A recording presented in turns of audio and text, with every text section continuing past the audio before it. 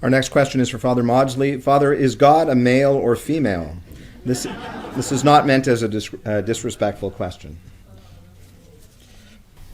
No one has seen God, right, except the Son of God came down and revealed himself to us as male.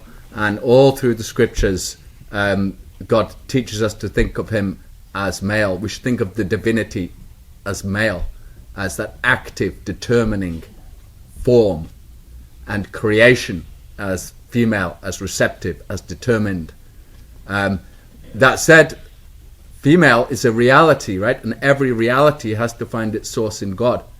So in God there is something that we perceive here as male, female. At the deepest level, I think it is, if Thomas Aquinas describes the personhood of the Father and the Son as active generation and passive generation. The Father generates, the Son is generated.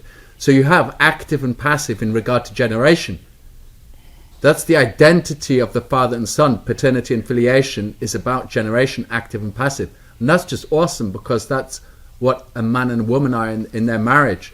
We've got to be careful not to project earthly created things into the Trinity, or we will become heretics, right? But even then, the Father and Son are a single active principle from which the Holy Spirit proceeds as a passive spiration. The Holy Spirit is passive in regard to Father and Son, and they're active in regard to the Holy Spirit. So you have the same active-passive complementarity. And then between creator and creation, it's God who's completely active and creation completely passive in being created. And this reality, this union, is in everything in the universe, which Aristotle says is a combination of form and matter. Form as the active principle, matter as the passive principle, and they fit each other perfectly as Father and Son, or as Father and Son and Spirit. And finally, between the efficient cause of something and the final cause of something, it's the same relation, with the final cause as the active determining principle and the efficient cause as perfectly receptive to that. It means that everything that happens in the beginning is straining towards a goal that's already been given.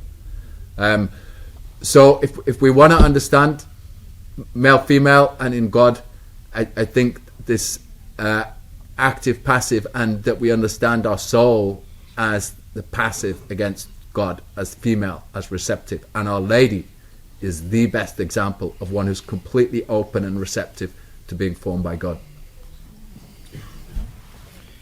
No, what you just heard is a priest who's had the kind of formation we wish every priest had.